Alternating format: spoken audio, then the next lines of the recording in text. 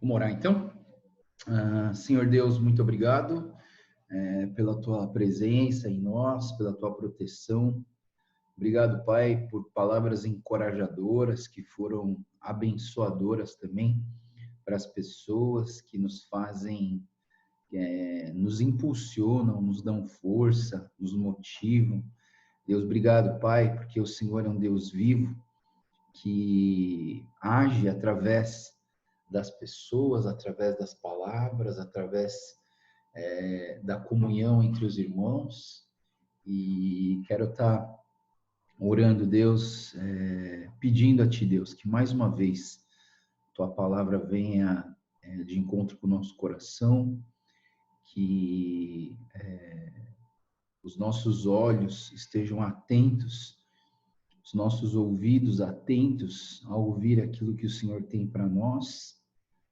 E nós pedimos a Tua direção, pedimos que o Senhor fale conosco e te agradecemos, Pai, porque até aqui o Senhor tem sido bondoso para conosco, até aqui o Senhor tem sido luz para o nosso caminho e, mais uma vez, Pai, nós nos humilhamos na Tua presença, reconhecendo a Tua grandeza, reconhecendo quanto nós somos fracos.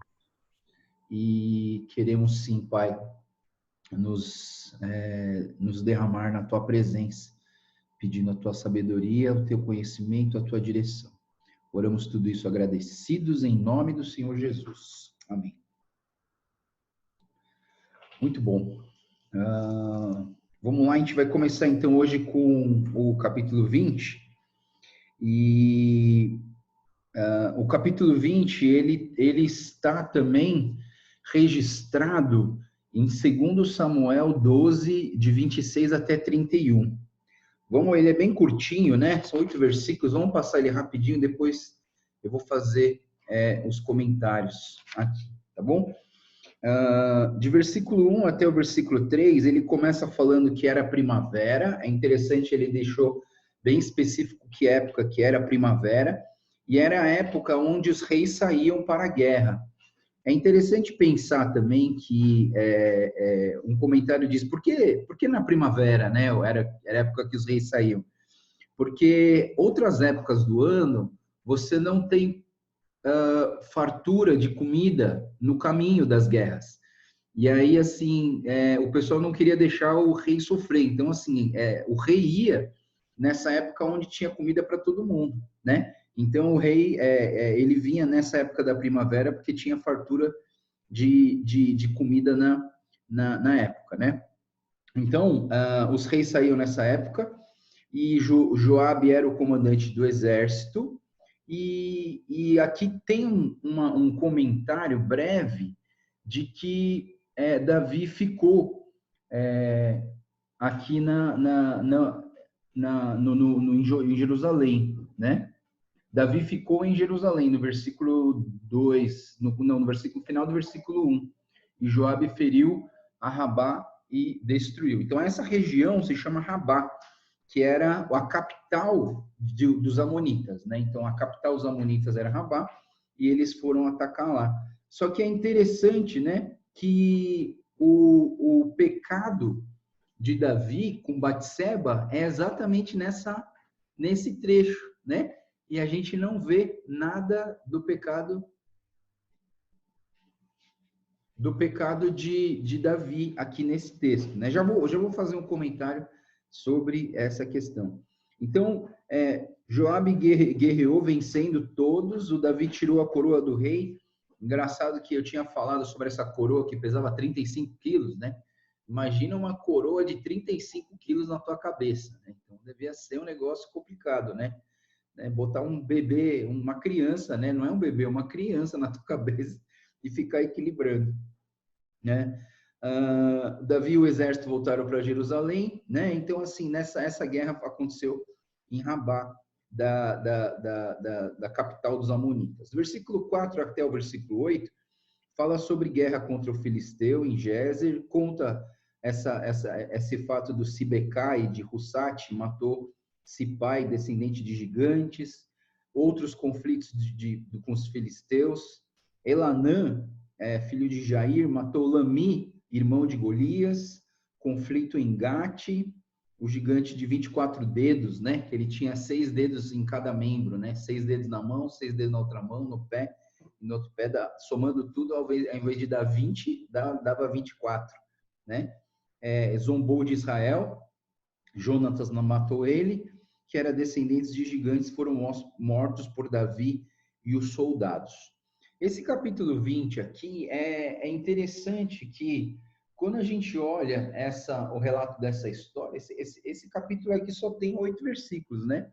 Mas se você for para o relato desse texto lá em 2 Samuel, a gente vê assim quase 2 capítulos falando só sobre o pecado de Davi.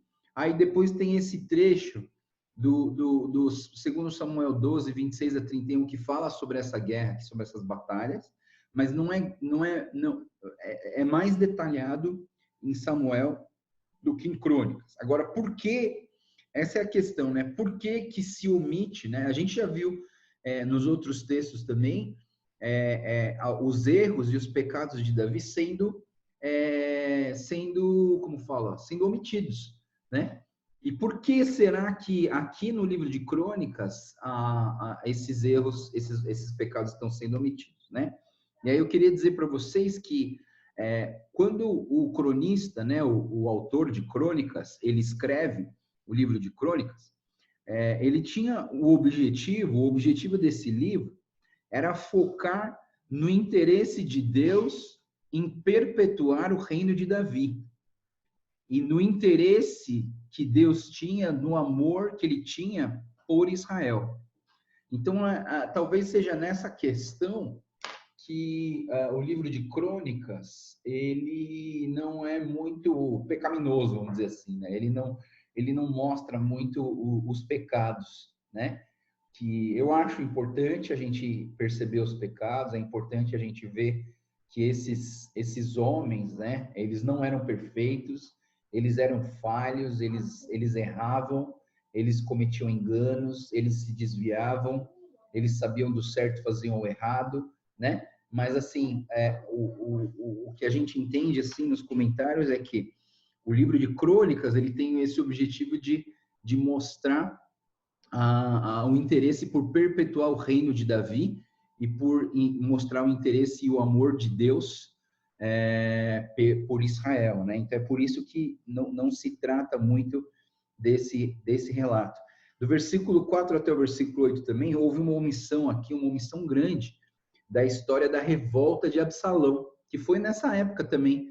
Mas a gente vê que aquela revolta de Absalão, a gente gastou tanto tempo, né, falando de Absalão, que o Absalão queria matar Davi, que ele se sentiu coitado e achou que, né, queria tomar o trono de Davi e tal. Então, toda essa trama, essa história do Absalão, que está em 2 Samuel 21, de 15 a 22, ela foi omitida, né? Não se contou essa história. Então, interessante como o capítulo 20, né, é tão curtinho, mas ele omitiu tantas informações, quer dizer, ela não está omitida porque ela está lá em 2 Samuel. Se você quiser saber, vai lá em 2 Samuel e vê, né?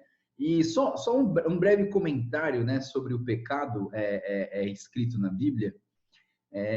Eu digo o seguinte, sabe? Tem gente que fala assim, não, que Deus perdoa e esquece, né? Eu não sei se você já parou para pensar assim, nossa, Deus perdoa e esquece. E eu queria dar minha opinião em relação a isso. Eu acho que Deus não esquece do nosso pecado, não, tá? Eu acho o seguinte, que se Deus esquecesse do pecado, nossos pecados, ele não ia deixar relatado na Bíblia para você ler todos os dias o pecado de adultério e assassinato, homicídio que o Davi cometeu na vida dele. Se Deus esquecesse do nosso pecado, ele não ia escrever na Bíblia o pecado de Pedro, que negou a Jesus 3 vezes antes de voltar para viver a presença do Senhor e a conversão do Senhor Jesus. Você entende? O que eu quero dizer com isso é o seguinte, Eu entendo que Deus, ele perdoa, mas ele não esquece.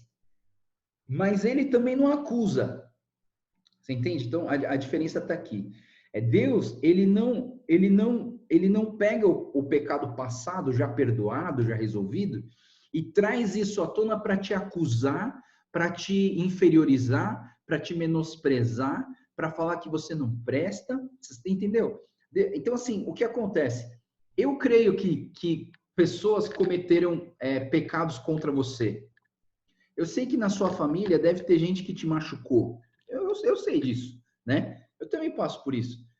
A gente perdoa. Sim, a gente perdoa. Mas a gente esquece? Eu não esqueço. Eu não esqueço, mas eu também não acuso.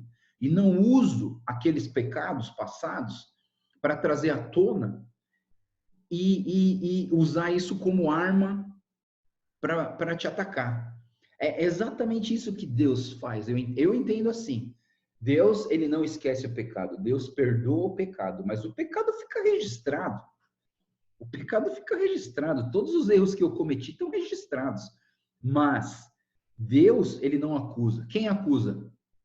Quem usa o pecado passado para falar que você não presta? Quem usa o pecado passado para falar que você não é digno de servir o reino de Deus? Quem usa o pecado passado para inferiorizar você, deixar você mal em depressão? O diabo, né? Então eu entendo o seguinte, eu entendo assim que o pecado perdoado, ele não é esquecido. Eu acho que o pecado perdoado ele é registrado para que você também nunca mais peque. Você entende? Eu acho que assim, acho que por conta de Davi ter passado por tudo isso, e eu fico pensando, talvez não estava registrado como está aqui hoje nas nossas mãos, mas o registro desses pecados do Davi fazem ele não pecar de novo. Você entende? Talvez por isso que Tiago diz assim: confessem os seus pecados uns aos outros para serem curados, para serem perdoados, né? Então, o que acontece? A gente, por isso que eu entendo que o que eu fiz de errado, ele está registrado, mas Deus nunca vai usar isso para me atacar ou para me inferiorizar. Ele vai deixar registrado para que você lembre de nunca mais cometer aquilo, né? Então é diferente, né? É diferente de você pensar que Deus esquece, né? Acabou. Se Deus esquecesse todos os pecados das pessoas, não ia ter nenhum registro de pecado na Bíblia. Mas está tudo aqui, pessoal, né? Está tudo aqui. E aí fica aquele medinho, né? Nosso, não tem? Você já ficou com medo de quando você chegar no céu e vão falar que existe um vídeo da tua vida e de tudo que você fez de errado? Eu morro de medo desse dia. Vai que chega lá e tem um vídeo. Você fez isso, você pensou aquilo, você falou grosso com essa pessoa, você esqueceu de abraçar essa. Imagina se tiver. E aí eu penso, né? Eu creio que não vai ter. Por quê? Porque o céu, sendo a nossa recompensa e nosso galardão, não vai ser motivo de você entristecer por coisas do passado, entendeu? Porque no céu não há tristeza, não há choro, não há lágrima. Se você chegar lá e chorar por causa do seu pecado, você cai para o inferno, né? Então, assim, eu entendo que a gente vai resolver isso aqui na Terra. Eu creio que a gente vai resolver aqui na Terra. Enquanto é tempo, resolva seus pecados, melhore suas atitudes com as motivações certas. A gente já vai falar sobre motivação daqui a pouco. Capítulo 21, então, do capítulo 20 para o 21, os comentaristas dizem que existe um intervalo de 20 anos. 20 anos de coisas que não foram registradas do capítulo 21 para o 20 para o 21, né? E aí, aqui no capítulo 21, já é o final da vida de Davi, quando ele comete aquele pecado do censo, né? Então, o capítulo 21 começa assim, 1 e 2, que Satanás levantou contra Israel e incitou Davi para fazer o censo, a contagem da população, né? E o Davi, ele queria saber a quantidade de habitantes ele queria saber a quantidade de soldados que ele tinha, né? Versículo 3 diz que Joabe, ele tentou conscientizar o rei para que o rei não fizesse algo de errado, né? Algo de errado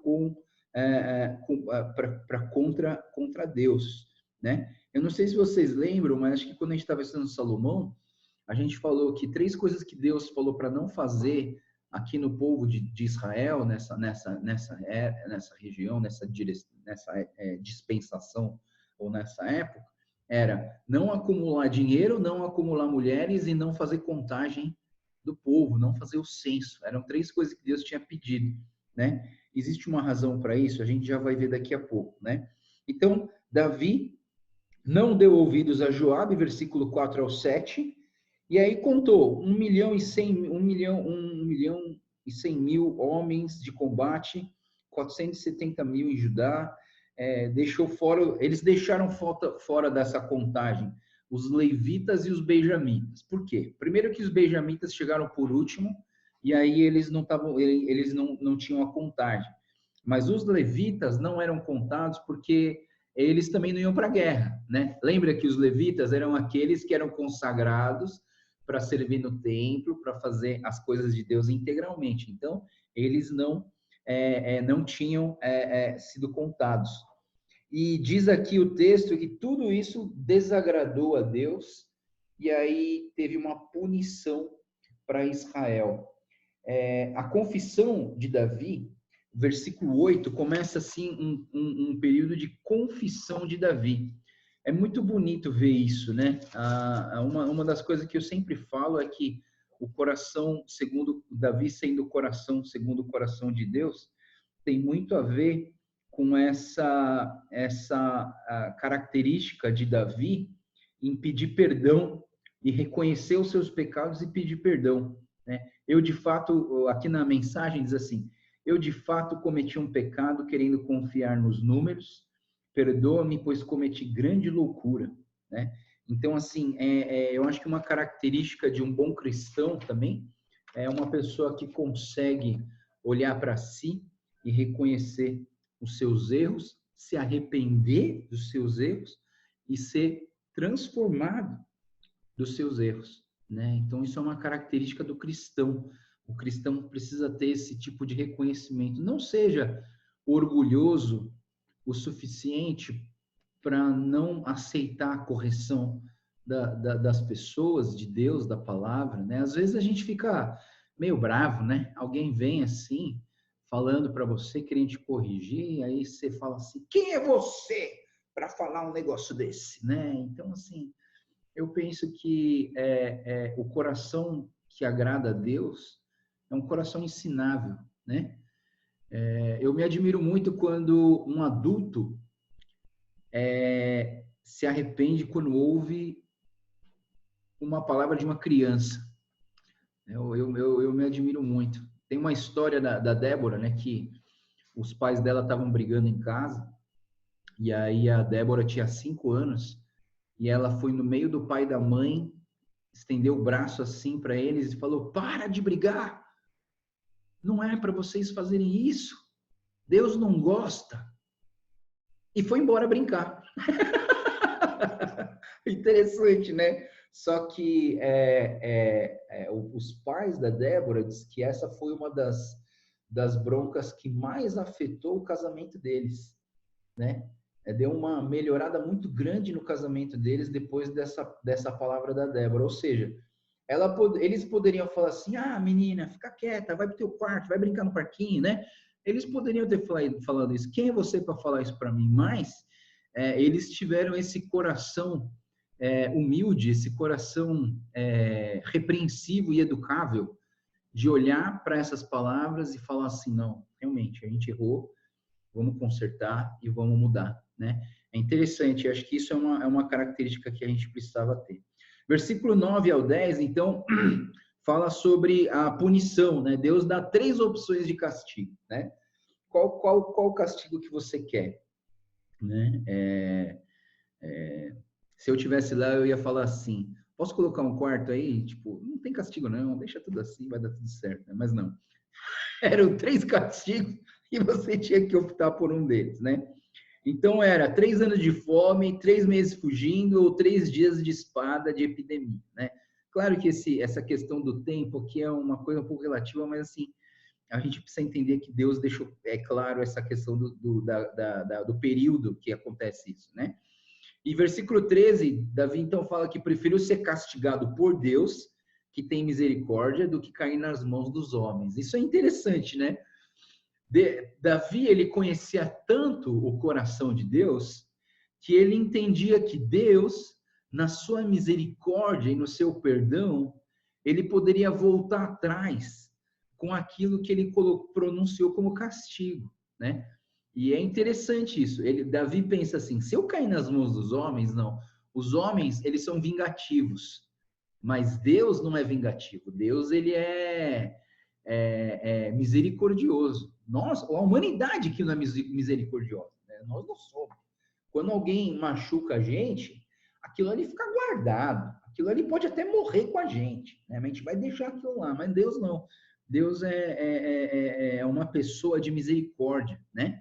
Então Davi preferiu cair nas mãos de um Deus que tem misericórdia, que pode até reverter a situação. Versículo 14 e 15, a gente vê que o coronavírus apareceu lá, né, no Davi, matou 70 mil pessoas e ainda estava crescendo o negócio, né? Mandou... e aí, assim, é interessante que, mesmo nesses versículos de 14 a 15, a gente vê que a mão de Deus, ela...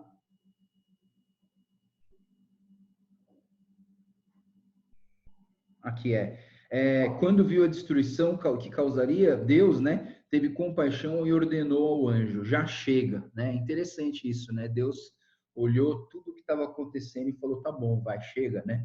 Então, assim, esse anjo, assim, essa ideia de que o anjo foi enviado para trazer essa epidemia, né? essa punição contra o pecado, né? Versículo 15 e 16, aí aparece aqui o Araúna. Em algumas versões da Bíblia, ele é chamado de Ornã. Eu não sei qual versão que você está usando, mas em algumas chama de Ornã e algumas chama de Araúna, né? O Jebuseu Araúna. Davi, as autoridades curvaram-se para cobriram-se de pano de saco e oraram, né? Ou seja, diante dessa pandemia que eles estavam vivendo na época deles, Davi então pronunciou assim, Davi chamou o povo para orar, as autoridades, né? E eles se prostraram diante do Senhor e oraram, né? Eu entendo que essa fase que a gente está vivendo também é uma fase onde a gente tem que também se prostrar diante de Deus, nos curvar e nos lamentar de tudo que está acontecendo e orar, buscar o Senhor, né? No versículo 17, Davi implorou a Deus e disse: a culpa é minha, né? No versículo 17, ele diz: fui eu que pequei, a culpa é minha, né? Mas o que essas ovelhas fizeram de errado? Porque elas estavam sofrendo, né? E mais uma vez, né? A morte, eu fico pensando, a morte de tantos inocentes por conta do pecado de Davi, né? Eu fico pensando naquela questão do Uzá, né? Que encostou na arca e morreu. A morte dos inocentes, talvez elas trazem essa ideia de um sacrifício que aos olhos humanos a gente não enxerga, mas que aos olhos de Deus é o perdão do pecado de todos. Você entende? Davi era a representação máxima do povo de Deus, do povo de Israel. E aí, porque ele errou, todos erraram. Então, assim, vamos fazer uma breve relação aqui de textos, né? Como Adão errou, todos erraram. Ou seja, todos eram culpados. Por mais que nós entendamos na nossa consciência de que eu nasci nesse mundo, eu acho que eu nasci sem pecado, eu nasci inocente, e mesmo inocente morre, você entende? A morte de Uzá, que a gente fica indignado, porque a gente pensa: pô, Deus, por que você fez um negócio desse? sendo que o cara não tinha culpa nenhuma, né? A culpa era do Davi, mais uma vez, a culpa era do Davi. Mas o Davi era a autoridade, era a representação. Quando o Davi erra, todo mundo erra, né? E aqui a gente vê 70 mil pessoas morrendo, assim, e a gente vê assim, pô, mas o pecado não é de Davi, e o próprio Davi está falando, Deus, mas não fui eu que pequei, por que eles têm que pagar? Porque o pecado, ele já está disseminado em todos nós. Todos nós já deveríamos estar mortos.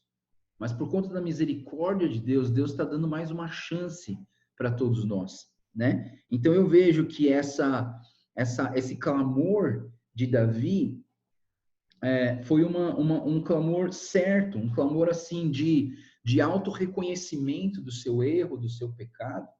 E essa confissão, né, de Davi, que gerou uma atitude, porque depois dessa confissão, a gente vê que no versículo 18 e 19, o Eterno, Deus, ele diz, construa um altar na eira de Araúna, né? Aí, versículo 20 e 21, Araúna viu o anjo, se escondeu com os 4 filhos, Davi apareceu a Araúna, Araúna se prostrou diante do rei, e o rei disse, venda-me um pedaço da sua terra para fazer um altar a Deus, e para que a epidemia acabe, né? Então, assim, tudo isso, assim, é a ideia de que não basta você pedir perdão do seu pecado e reconhecer ele, mas você precisa fazer alguma coisa para não pecar mais.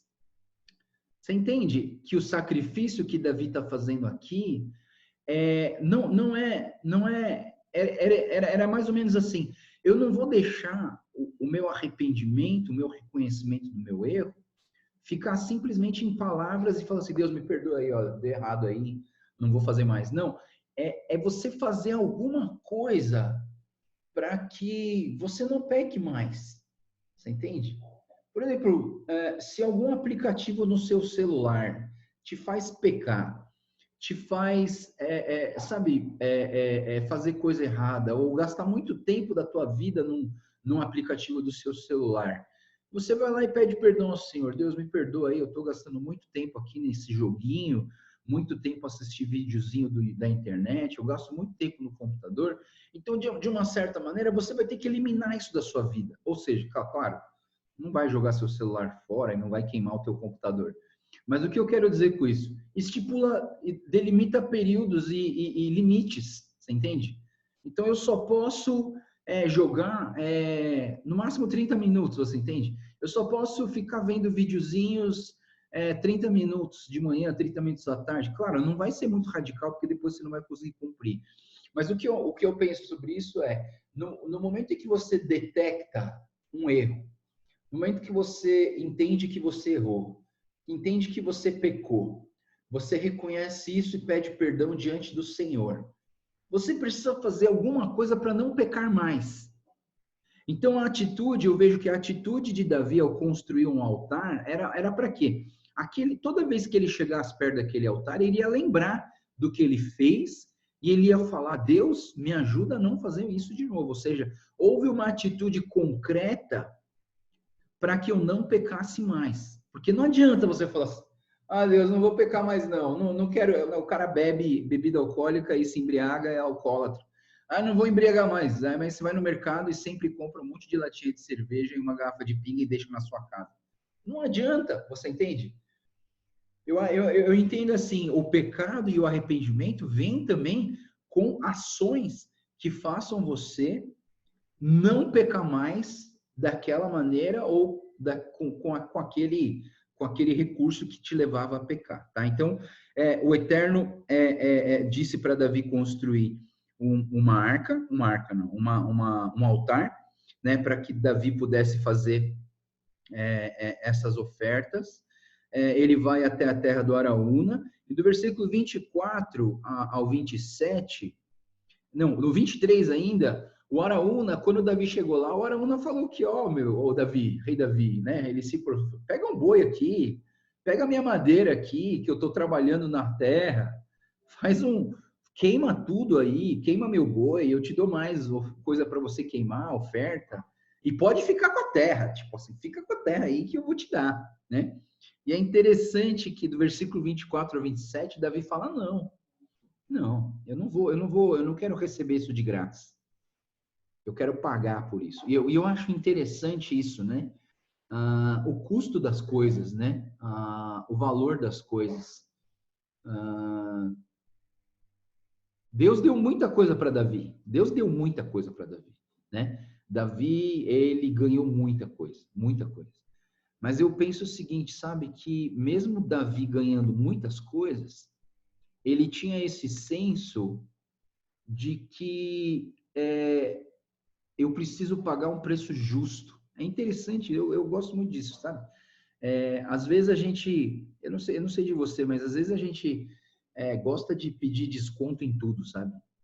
Todo lugar que a gente vai, a gente pede desconto, né? E, me dá desconto, me dá desconto, me dá desconto. Mas eu fico pensando às vezes, sabe? Tem lugares que eu vou, eu não peço desconto, não. Eu vejo que aquilo lá dá trabalho, eu vejo que a pessoa se esforça, e eu pago o preço justo. E aí eu penso aqui, até que a cultura americana, ela tem isso embutido no setor financeiro deles, talvez por isso que eles sejam tão ricos assim. Porque lá, quando você vai, quem já foi para os Estados Unidos aqui sabe, quando você vai jantar em algum lugar, ou comer numa lanchonete ou num restaurante, você paga o que eles chamam de tip. O tip o 10%, sabe? O que a gente, quando a gente vai comer no restaurante, tem aqueles 10%, né? Só que nos Estados Unidos é 18%, de 18 a 25%.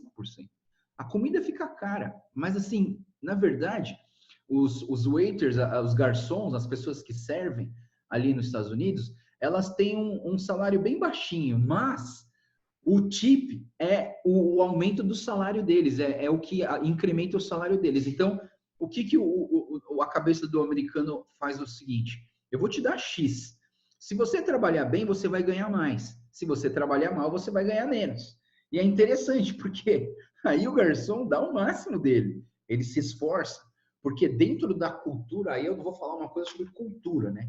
A cultura deles é essa, de valorizar o trabalho.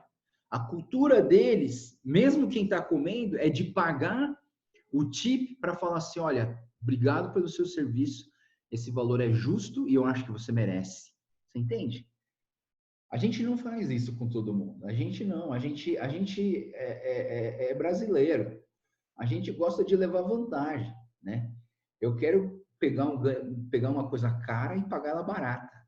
Eu quero que alguém faça um serviço bom, esforçado para mim, e eu não preciso pagar muito. Para quê? Para guardar mais dinheiro para mim. E eu penso que essa matemática, aos olhos de Deus, ela é errada, sabe? Eu penso que quanto mais você dá, mais você recebe. Quanto menos você dá, menos você recebe. Se você é mesquinho na hora de pagar o preço justo, você, na hora que você for receber, as pessoas também vão ser mesquinhas com você. Você faz para os outros aquilo que você gostaria que fizesse para você. Você gosta que as pessoas reconheçam o esforço do seu trabalho e te paguem um salário justo? Faça isso com os outros. Você entende? Eu quero entender dentro desse texto de Davi. Davi falou assim: eu não quero ganhar isso de graça, não. Eu quero pagar preço justo. E aí ele solta uma frase. Olha só essa frase. Eu vou dar ela em duas perspectivas, né? Não vou oferecer ao Eterno algo que não custou nada. Ou em outra versão diz assim: não oferecer holocausto que não custe nada, né? Então eu penso assim no valor do sacrifício. Qual que é o valor do sacrifício, né? E pagar um preço justo, às vezes eu entendo que é uma forma de você entender que o sacrifício é dado, né? Então, assim, deixa eu dar uma paradinha aqui e fazer uma reflexão sobre essa questão, né? Porque quando você fala, eu estou falando desse sacrifício, de pagar um preço justo, de falar para Deus, não, eu preciso de sacrifício, isso me lembra a oferta da viúva pobre, né? Vamos abrir um texto? Vamos abrir um texto lá em Marcos, capítulo 12. Vamos abrir um texto em Marcos, capítulo 12, versículo 38.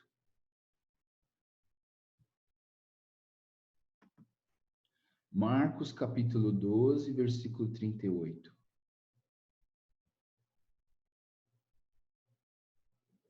Aí Marcos, capítulo 12, versículo 38, conta essa história aqui, ó.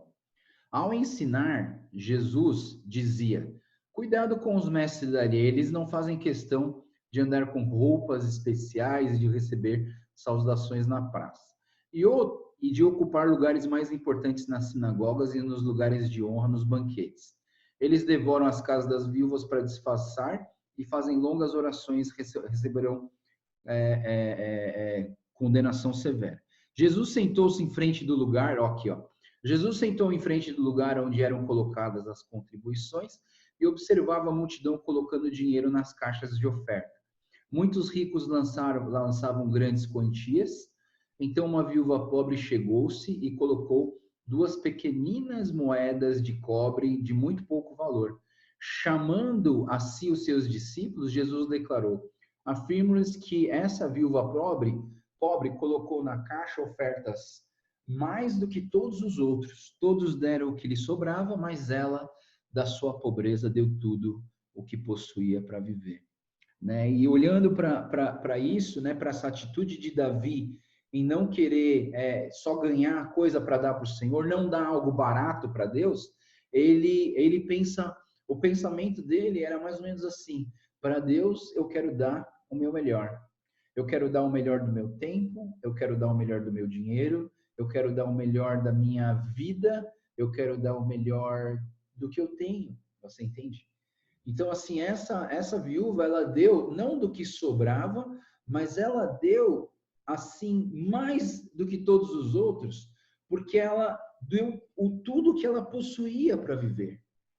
E é interessante a gente pensar isso, né? Nessa ideia de que Deus, ele aceita a oferta, ele aceita a oferta, mas assim, como tem sido o seu coração na hora de oferta? Eu vou dar o restinho do que eu tenho, né? Eu penso que quando eu era pequeno, ia para a igreja, o meu pai me dava, ele parava numa banca, né? Era engraçado porque ele não tinha troco, ele só tinha nota grande. Aí ele parava numa banca e ele dava R$ 10 para mim, para minha irmã, para o meu irmão, e a gente ia lá pro Nichiogaku, né? Na igreja. E eu olhava, quando eu era pequeno, eu olhava aquele dinheiro e falava assim: meu, quanto chiclete que eu não consigo comprar com isso aqui, né? E eu ficava pensando nisso, né?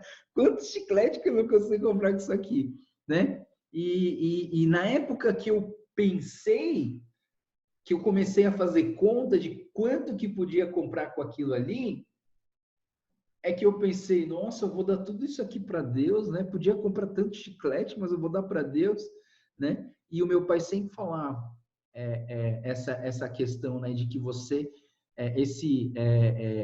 eu acho que ele chamava de quinquim, eu nem não lembro se era isso, né? Mas assim, era a oferta que a gente dava, ela era ganhada com sacrifício e que a gente estava dando algo de valor. Como que é? É quem?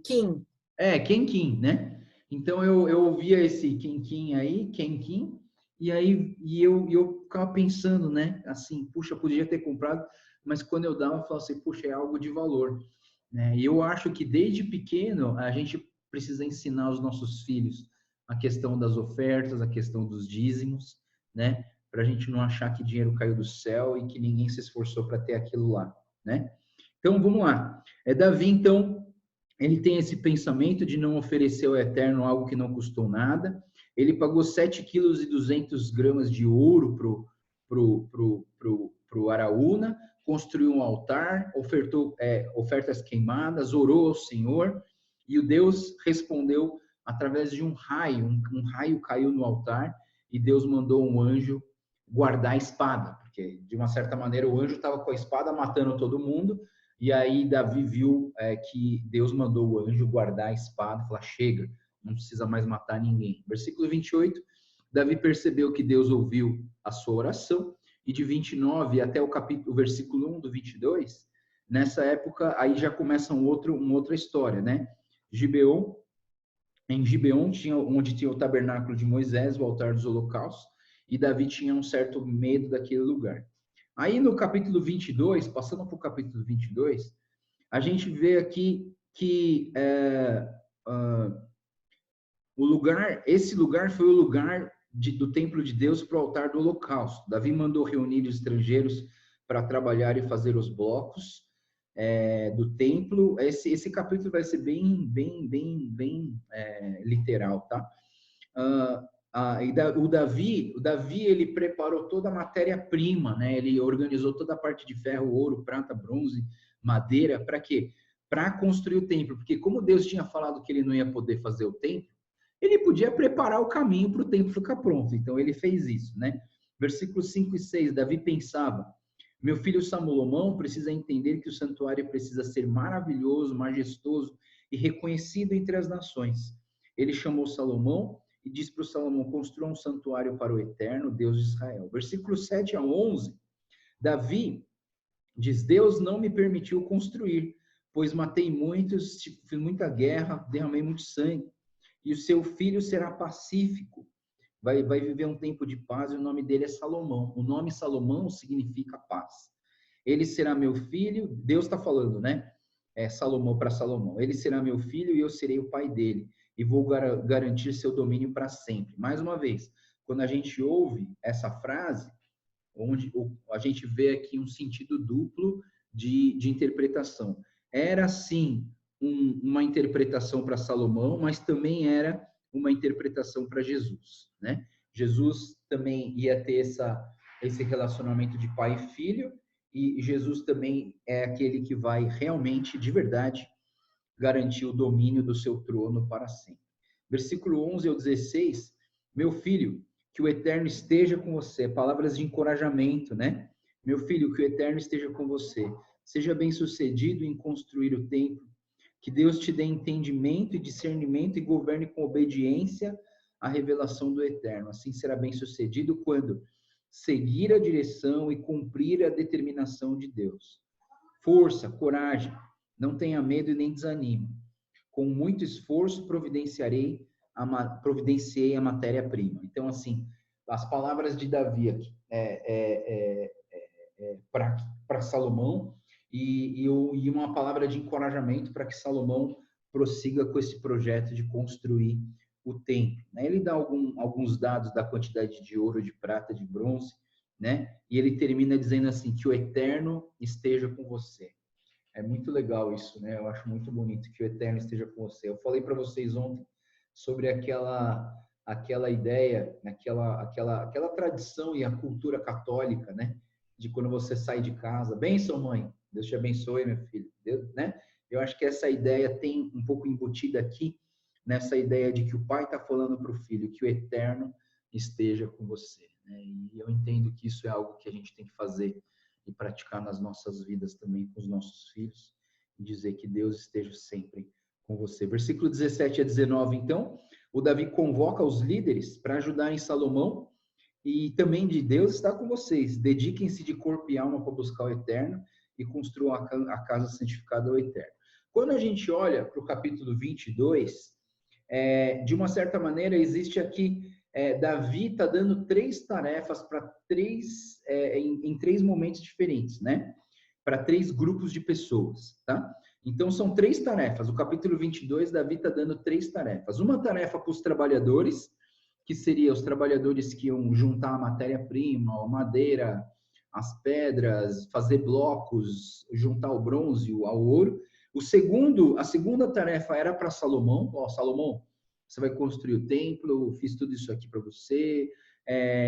3 coisas importantes que ele disse para Salomão: obedeça, siga a direção e cumpra a determinação. E último, é a tarefa dos líderes, né? Ele convocou os líderes para ajudarem Salomão a construir o templo. Interessante que o papel do rei como a figura de autoridade, que eu estava falando para vocês ontem, também é de gerar tarefas, né? E ontem eu recebi uma mensagem muito que eu fiquei emocionado, e eu li junto com a minha esposa, a gente ficou muito emocionado, né? Essa pessoa, essa irmã da igreja, ela escreveu assim: pastor, eu gosto quando você delega as pessoas para fazer as coisas, e não é porque você não tem tempo, e não é porque você não consegue fazer, mas é porque você usa isso para discipular e andar junto com as pessoas, né? Eu e minha esposa, a gente chorou até quando a gente leu isso assim, né? E eu penso, sabe, que quando eu peço ajuda de alguém, né?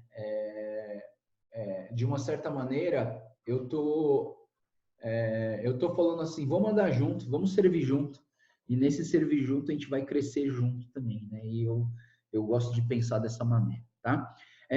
Deixa eu fazer duas observações aqui no nosso devocional de hoje, para a gente fazer uma reflexão aqui. Primeiro, eu queria fazer uma reflexão no começo do capítulo 21, quando a Bíblia diz que Satanás incitou Davi a fazer o censo, né? E aí, eu não sei se gerou alguma dúvida na cabeça de vocês, mas assim, pode acontecer uma dúvida aqui. Então, quer dizer que o Satanás que mandou o Davi fazer? E quando você vai para Samuel 24, quando você vai lá para 2 Samuel 24:1, vamos abrir para a gente ver ter essa curiosidade aqui, né?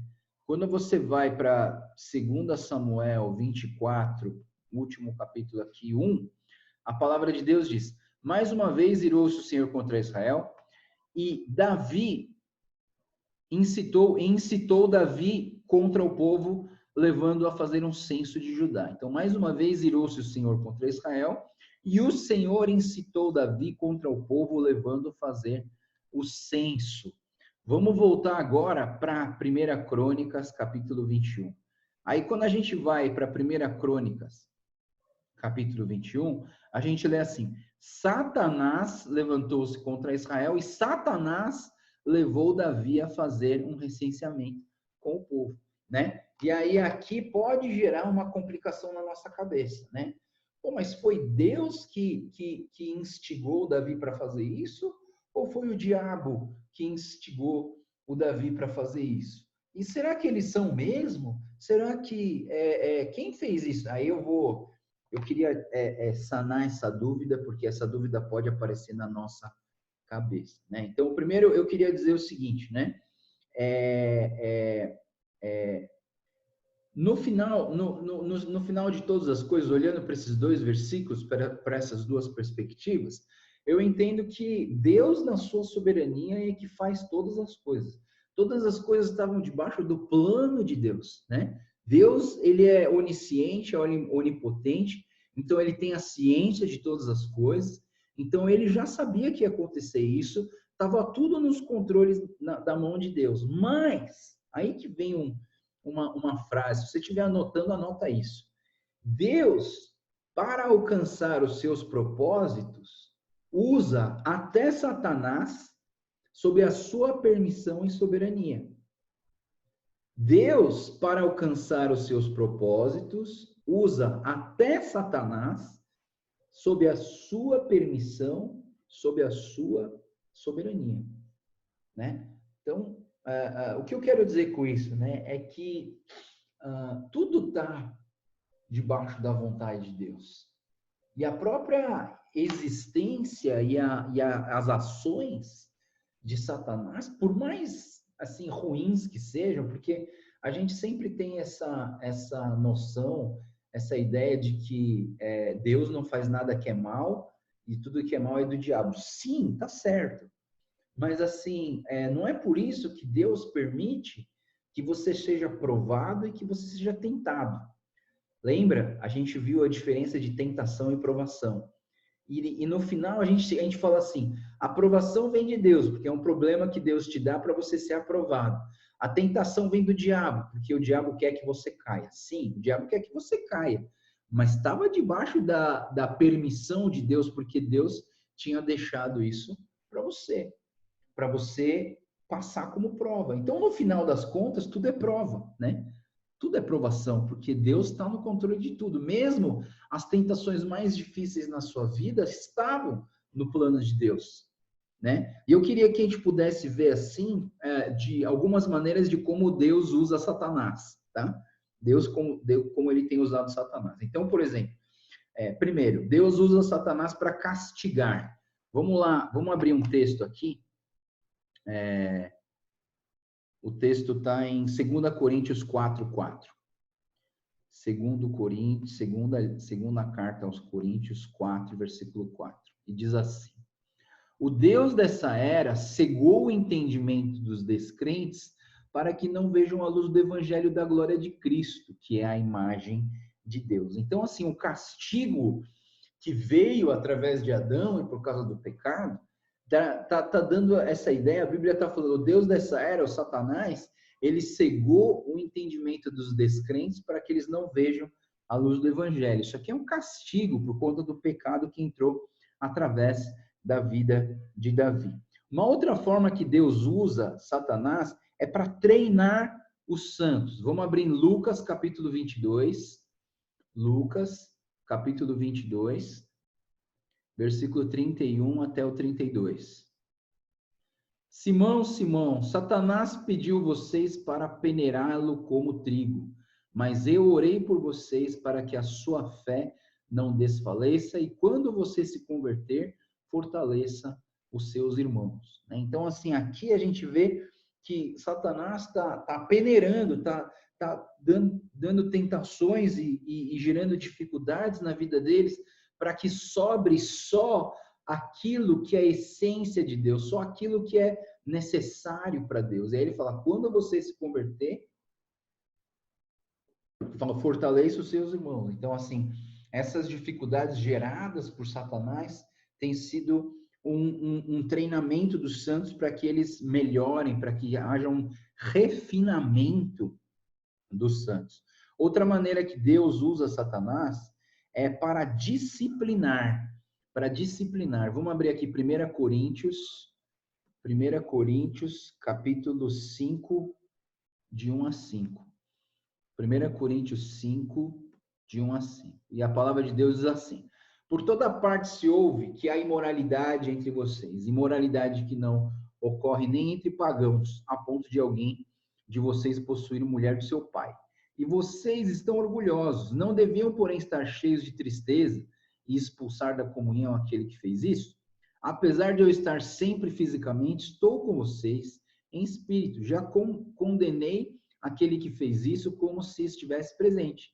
Quando vocês estiverem reunidos em nome do nosso Senhor Jesus, estando eu com vocês em espírito, estando presente também o poder do nosso Senhor Jesus Cristo, entreguem esse homem a Satanás para que o corpo seja destruído e o seu espírito seja salvo no dia do Senhor. Tá? Então, esse versículo aqui, entreguem a Satanás para que o corpo seja destruído e o seu espírito seja salvo no dia do Senhor, é justamente essa questão de disciplina, né? Então, assim, deixa ele, então, fazer o que ele quiser e ele vai sofrer as consequências porque ele está alimentando mais as coisas do pecado e do diabo, e aí, através desse sofrimento que ele vai ter, né? Essas duras penas que ele vai sofrer por conta do que ele está cavando, né? Está cavando a própria sepultura. Então, ele vai aprender alguma coisa. Um outro texto que fala dessa ideia é 1 Timóteo, capítulo 1, versículo 20. 1 Timóteo 1, 20. E aí vai dizer assim também, teve esses dois irmãos aqui, né?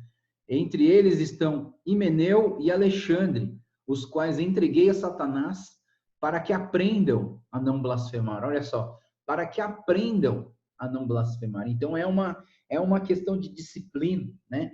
Você tá fazendo besteira, assim, vamos dizer, uma pessoa está fazendo besteira.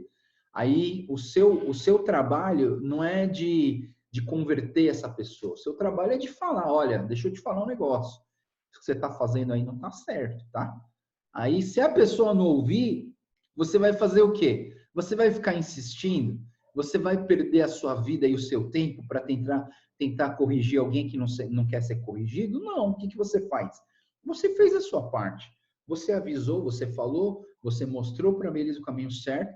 O cara não quer. Tá bom. Então faz do jeito que você quiser. E aí que entra, não você, mas aí Deus permite que a mão de Satanás venha sobre essa pessoa para disciplinar ela. Sobre aquele texto de Mateus, capítulo 5, versículo 5, um dia eu vou falar para vocês, porque um dos problemas mais graves do Novo Testamento vem desse versículo. Esse versículo ele gera um dos maiores problemas do Novo Testamento. Eu vou voltar lá. Mateus capítulo 5, versículo 5. Desculpa, não é. 1 Coríntios capítulo 5, versículo 5.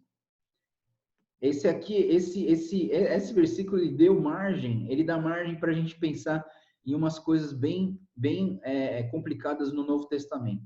Entreguem esse homem a Satanás para que o corpo seja destruído e o seu espírito seja salvo no dia do Senhor.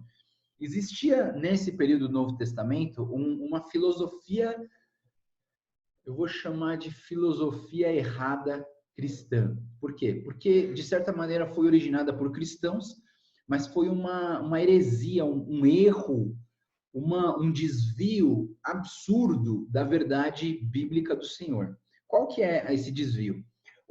Esse desvio se chama gnosticismo. O gnosticismo era uma filosofia que falava assim, que tudo de mal está no seu corpo, tudo de mal é físico, e tudo que é bom é espiritual.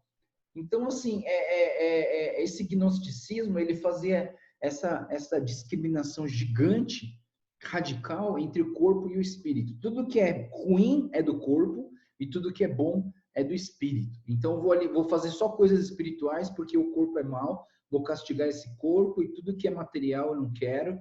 Então, esse gnosticismo, ele trouxe uma falha muito grande, né? E do gnosticismo vem uma linha teológica que a gente chama de teologia integral, que seria essa ideia do quê?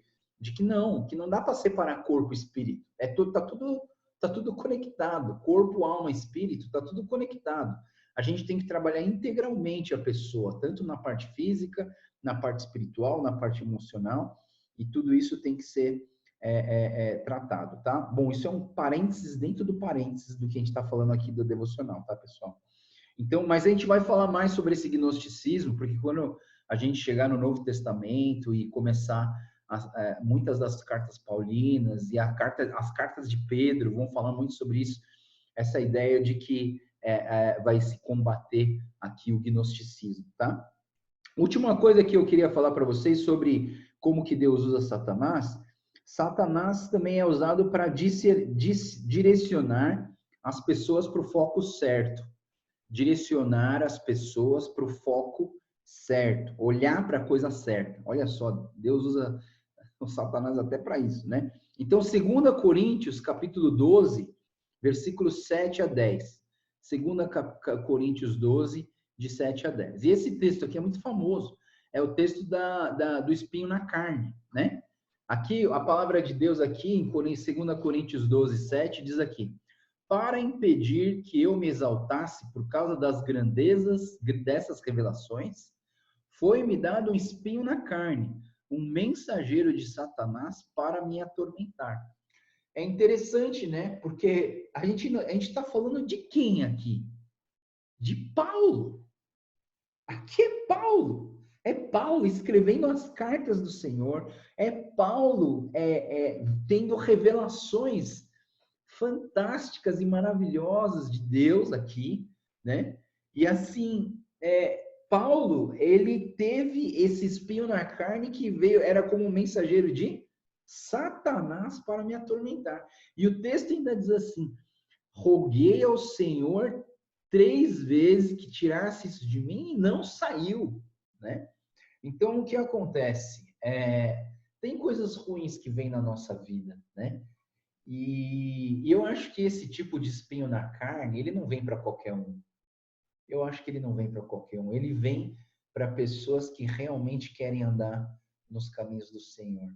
E esses espinhos na carne, ao invés de nos desanimar e nos desencorajar, de querer impedir o nosso caminho, de andar nos caminhos do Senhor, não. Pelo contrário, a gente acaba focando na coisa certa, porque mesmo depois que Paulo ele pediu para tirar isso, Deus fala para Paulo assim, da seguinte maneira: Paulo, mesmo você com esse espinho na carne, a minha graça é suficiente para você, pois o meu poder se aperfeiçoa na fraqueza.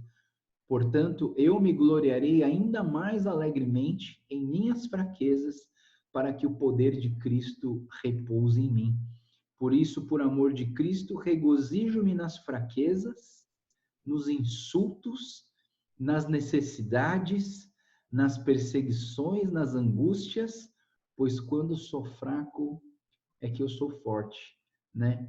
Olha só que interessante. Satanás é usado até em momentos como esse para focar na coisa certa. E eu penso até, vou um pouco além, pessoal.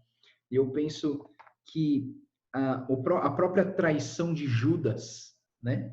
A própria traição de Judas, a gente pensa assim, poxa, será que Jesus cuidou bem dos 11 discípulos e esqueceu de cuidar de Judas? Não. Jesus cuidou bem de todos eles.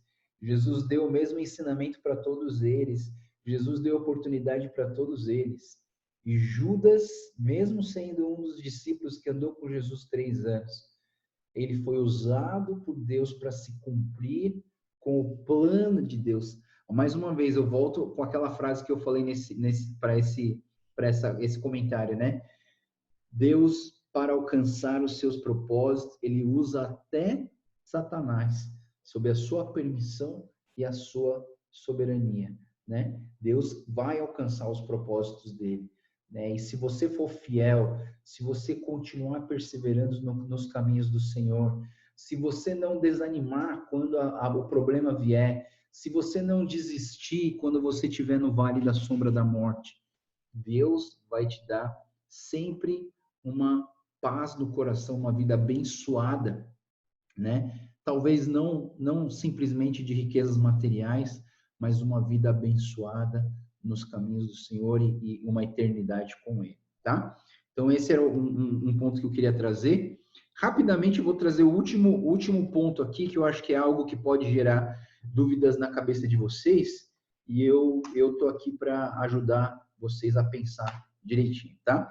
Que seria o pecado do censo de Israel, né? Por que fazer o censo da população poderia ser um pecado tão grave?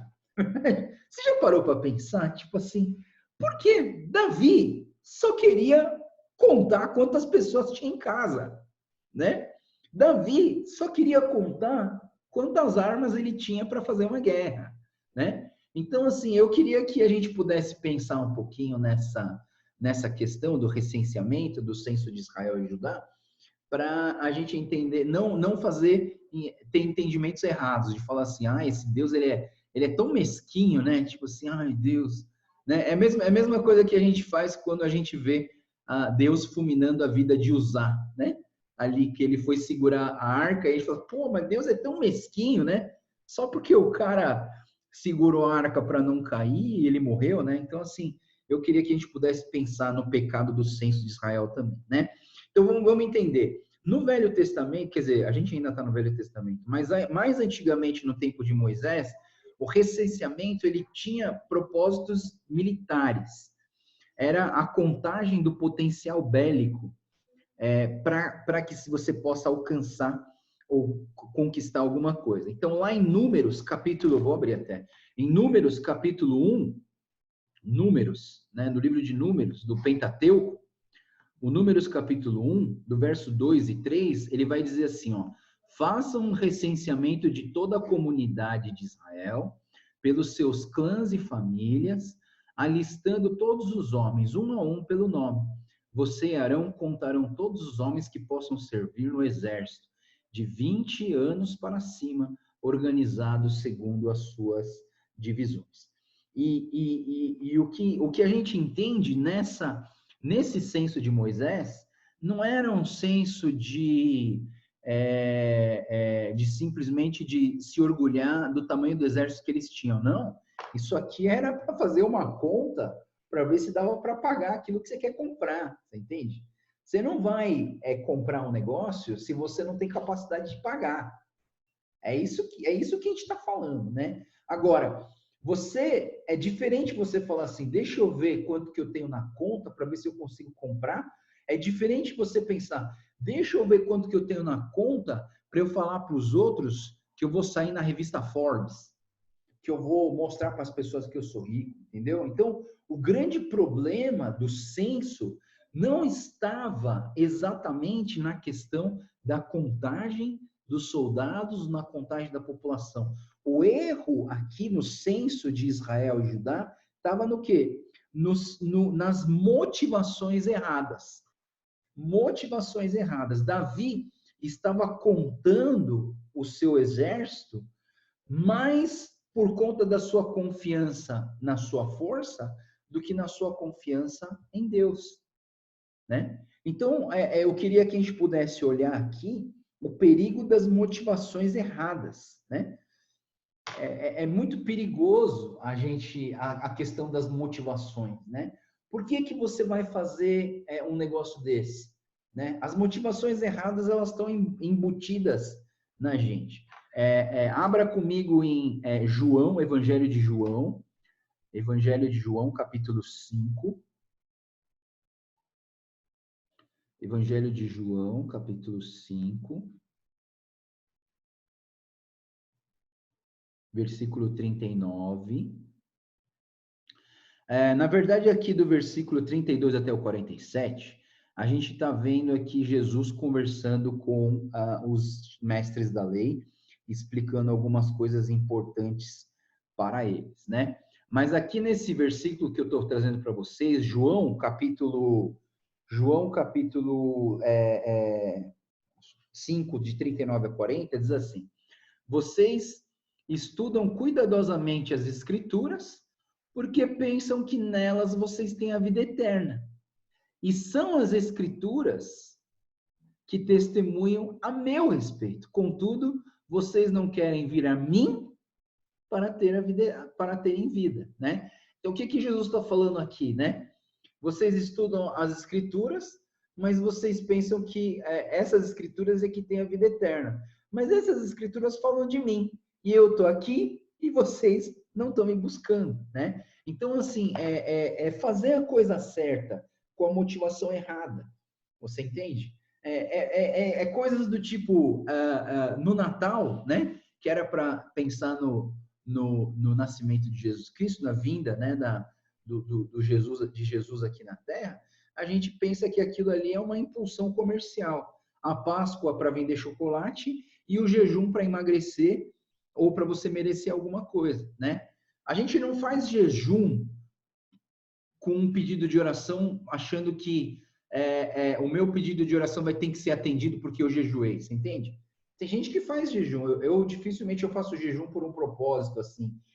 Vou fazer um jejum para que a minha prima seja curada. Não, né? Ou seja, porque se você existe um perigo muito grande de você fazer jejum por um motivo específico e aí você dá a entender de que o seu sacrifício te faz merecedor de ganhar aquilo que você pediu.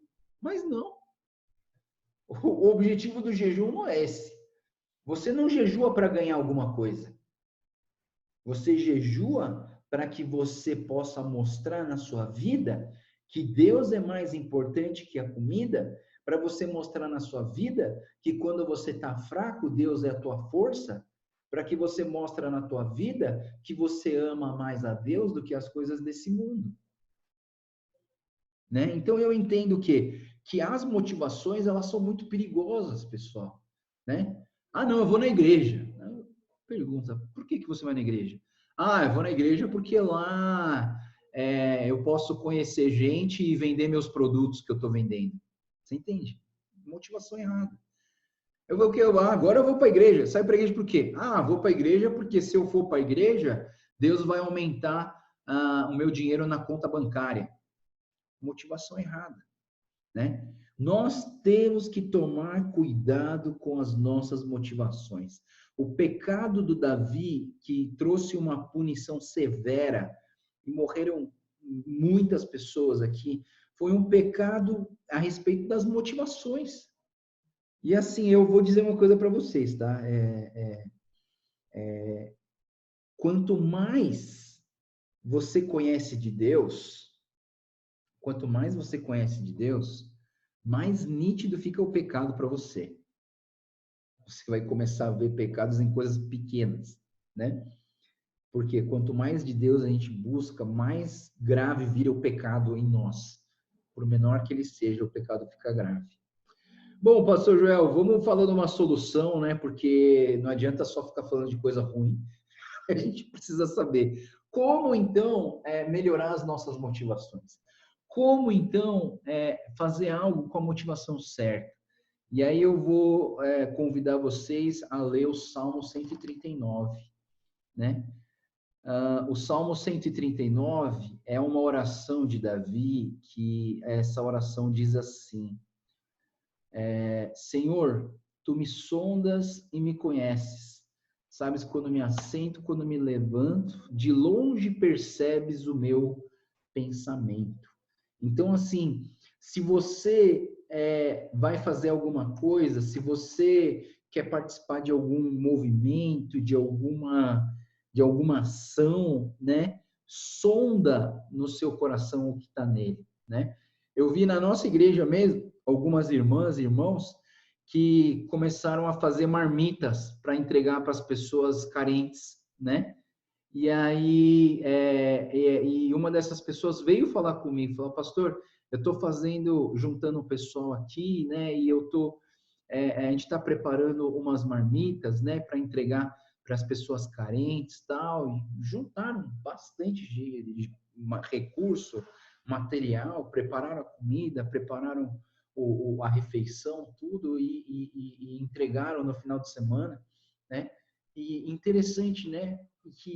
Qual foi a motivação dessas pessoas, né? Eu pensei, qual a motivação por que você faz isso? E aí ela falou assim, não, porque a gente tem estudado a palavra e a palavra tem impactado o meu coração e o coração tem sido transformado e eu tive esse desejo de fazer esse tipo de caridade, de solidariedade, né? É legal quando a palavra transforma o coração e o coração gera práticas da vida cristã. Não deixe o seu conhecimento simplesmente na prática. Transforme isso em algo concreto. Assim como Davi, para não pecar mais e sobre a ordem de Deus e a direção de Deus, construiu um altar que futuramente naquele lugar ia ser o templo do Senhor, né? Assim também que a nossa fé não seja uma fé abstrata e subjetiva, baseada em palavras lançadas no ar, mas que nós possamos transformar a nossa fé e aquilo que a gente aprendeu em algo prático. Foi muito interessante que ontem, né, eu lancei um desafio, né, para a gente estar encorajando e lançando uma palavra de encorajamento para os nossos irmãos, e muitos aqui fizeram. Eu sei que muitos fizeram porque eu ouvi alguns comentários, né? Então, assim, muitos fizeram, muitos lançaram palavras abençoadoras, né? Que essas palavras abençoadoras não sejam feitas só quando o pastor pedir ou quando surgir um desafio, mas você transforma isso numa rotina na sua vida, né? Nos seus filhos, nos seus familiares, né? Você já elogiou seu cônjuge hoje? Complicado, né? A gente vive tanto tempo com eles que a gente só enxerga coisa ruim, mas de repente, né? Soltar uma palavra abençoadora dessa ia ser algo interessante, transformar a fé em prática. Amém? Muito bom, pessoal. Alguém aqui tem algum comentário, alguma dúvida? Ficou alguma questão aqui? Depois eu quero conversar com vocês um negocinho, mas... vou conversando enquanto vocês não têm dúvida, depois eu falo, né? Eu estou pensando aqui comigo, pessoal, se essas devocionais, elas estão num tamanho muito longo, não está muito entediante eu resumir todos os capítulos e ficar trazendo esses ensinamentos, ou se era melhor eu considerar que todo mundo já leu, pegar alguns pontos e trazer os ensinamentos e diminuir essa devocional de 1 hora e meia, mais ou menos, para 30, 40 minutos. Aí eu queria saber a opinião de vocês, né? Se vocês gostam assim, se assim tá bom, ou se vocês preferem que eu traga só pontos de reflexão. Eu trago esse versículo, por exemplo, do Davi construindo o altar, e eu trago isso e faço essa reflexão. queria um pouco da opinião de vocês, tá? Se você tiver vergonha de falar agora, me escreve, tá? Mas eu queria ver com vocês, né, para ver se não está sendo muito longo essas devocionais, né? Eu não sei, parece que tem gente ouvindo as devocionais lá depois que grava, né? Assim, eu fico pensando assim, a pessoa tem que amar muito a palavra, ou sei lá, né? Ou tá sendo bom mesmo, de repente, eu que tô me entendendo mal, mas me passou isso na cabeça, será que não tá muito longo, né? Será que tá bom desse tamanho, desse formato? Ou é melhor diminuir e entender que todo mundo já leu e passar só os pontos principais, tá? Mas e aí, tem alguma pergunta, algum comentário? Para mim está sendo ótimo. Tá bom. E até depois eu escuto a gravação. De novo! Que nem hoje estava muito ruim para a gente entrar, né? A nossa internet estava muito lenta. Então eu acabo escutando à tarde de novo. Mas aí eu escuto bem à tardezinha, quando eu já acabo de fazer as coisas. Legal. Então, para mim está sendo bom, mas eu acho que para você é muito cansativo. Para mim, não. Para mim tá tranquilo. Então, Eu por mim, eu não me esforço muito para fazer essas devocionais. Mas eu fico pensando, sabe? Já faz bastante tempo que a gente está fazendo isso, né? Aí fico pensando, de onde que sai tanta informação? Eu já parei para pensar assim, nossa. A Débora falou assim uma vez assim, como você consegue falar tanto? É interessante, né? Viu, pastor? Essas informações que são interessantes para a gente. Porque muitas vezes a gente lê e não consegue peneirar essas informações importantes que você está trazendo. Porque eu já li essas Bíblias não sei quantas vezes, mas aquilo que você pensa de cada versículo, uma conexão com Samuel, conexão com Crônicas, a gente sabe, mas aquela parte profunda de cada conexão, eu acho que está sendo muito válida. Então, eu fico pensando, puxa, o pastor acho que para de toda fazendo essas conexões, mas aí Deus também te ajuda, né? A apresentar essas eu já coisas. falei. Desculpa, alguém está falando? Está sendo uma bênção. Não, eu já falei para vocês, né, pessoal? Eu não tiro tudo isso só da minha cabeça, não é eu que fico traduzindo Bíblia em hebraico. Eu tenho vários livros e eu estudei para poder montar isso. Então, assim, eu tenho vários livros de informação, comentários, e esses comentários me ajudam a fazer essas conexões. Não acha que o pastor Joel sabe de tudo isso aqui, não. Assim, essas coisas não são minhas, eu só estou estudando e organizando as ideias, baseado em vários comentários sabe, comentários do MacArthur, comentários do Lutero, comentários do Champlin, comentários diversos que são compilados para trazer essa informação para vocês. Eu só estou compilando isso. Não é eu que estou inventando isso, é mais desses estudos, né? Mas, assim, esse formato de falar versículo por versículo e depois fazer uma reflexão, aí eu fico pensando, né, se esse jeito não está sendo cansativo ou se está bom. Para a Rosana, ela falou que está bom esse formato. Muito bem explicado e está andando bem, né? Mas se todo mundo achar que está bom assim, para mim está tranquilo. Enquanto eu tiver de quarentena e eu tiver esse tempo aqui, para mim está tranquilo, né? E a gente Eu acho que Ah. a gente tem que aproveitar esse tempo de quarentena, porque depois vai ser difícil de todo mundo estar no mesmo horário. Então, enquanto estamos na quarentena, a gente vai sugar tudo de você. Isso está ótimo. Está sendo muito bom. Ótima ideia. Então, Eu concordo com o que a Tia Kiko falou. A Karina também concorda, né? Então, eu entendo isso, né? Então, se você, enquanto tiver essa oportunidade, eu vou fazendo dessa maneira, então, né? Eu só queria ver se vocês acharem que é melhor só colocar a parte dos comentários, né? E deixar o resumo para lá, Mas é interessante você fazer o resumo, o comentário verso por verso e ir trabalhando no contexto geral e fazendo as conexões, né? Mas fica... né? Pastor, Pode falar, Elisa. pastor, tudo bem? Graças a Deus. Graças a Deus. Pastor, eu queria só tirar assim, uma dúvida, uma curiosidade, né?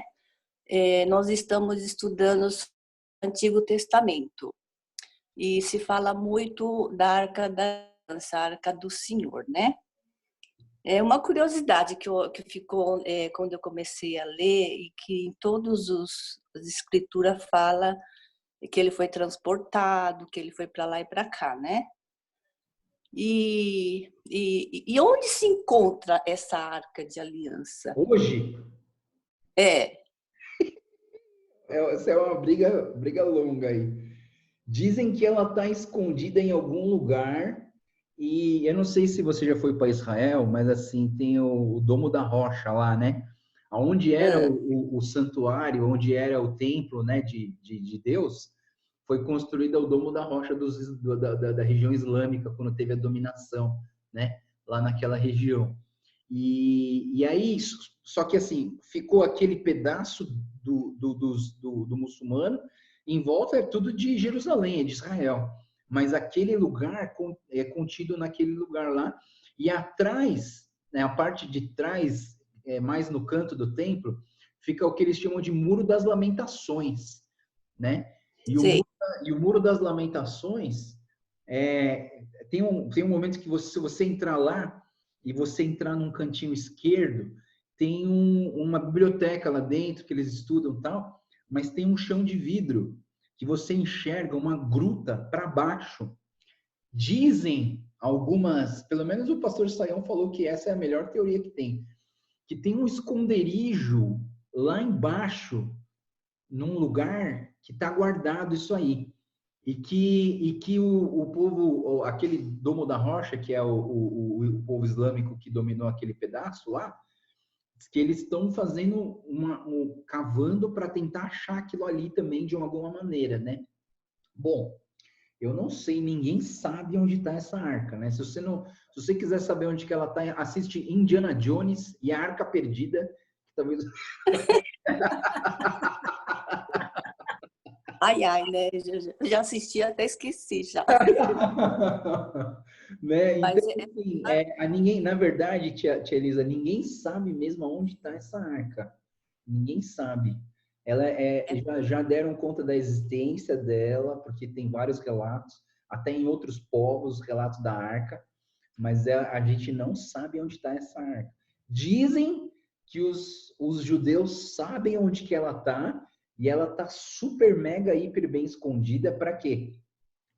Porque quando reconstruírem, eles têm a ideia de reconstruir o templo, né? Então, assim, eu fui num outro lugar lá em Israel, que é um grupo de religiosos judeus que eles já construíram todos os utensílios do templo, do formato e do tamanho, do peso perfeito do que era antes. E eles, assim, só estão esperando aquele domo da rocha ser entregue para os judeus e eles reconstruírem o templo e deixarem exatamente como estava aqui no Templo de Salomão. Tá? Eles estão, assim, prontos para fazer isso. E não vai ser o Edir Macedo que vai construir um templo ali na Moca, não, para eles, não. É um outro templo lá mesmo em Israel, igualzinho, e aí a arca vai ser trazida dentro desse templo, né? Então, assim, pergunta interessante, tia, porque nem eu sei onde é essa arca. Porque nela está a tábua, né, dos 10 mandamentos, né?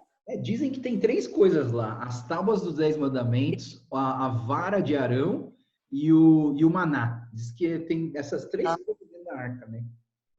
Então ele é bem sagrado, né?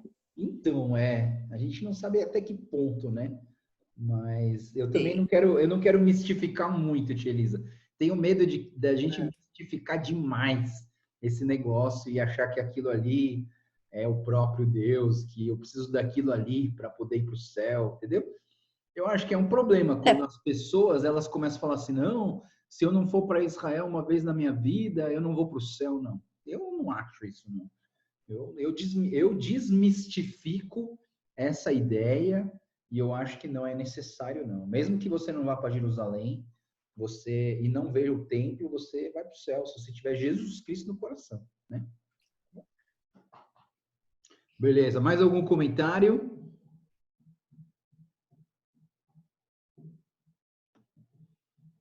Joia. Então vamos orar, então, vamos terminar. Mais uma vez, né? Se você tiver alguma dúvida, você manda para mim e a gente esclarece, tá bom? Vamos orar, então. Senhor Deus, obrigado, Pai. Mais uma devocional que a gente tem. E obrigado por esse tempo de quarentena, Deus. Até é estranho agradecer por esse tempo, mas é um tempo que a gente está podendo estudar a Tua Palavra e passar um tempo junto, fazendo todas essas reflexões e estudando a Bíblia juntos. E eu oro, Deus, para que essa palavra seja algo bem relevante nas nossas vidas e que possa transformar o nosso coração e que também não fique só nisso, mas que haja atitude, que haja concretização das mudanças na nossa vida. Abençoa, Deus, cada um que está participando desse grupo com a gente e que o Senhor continue nos instruindo e nos abençoando nessa comunhão e também nesse estudo da Tua Palavra. Te agradecemos tudo isso, abençoa o nosso dia, protege-nos debaixo da Tua graça, do Teu amor. Pedimos tudo isso e agradecemos em nome do Senhor Jesus. Amém.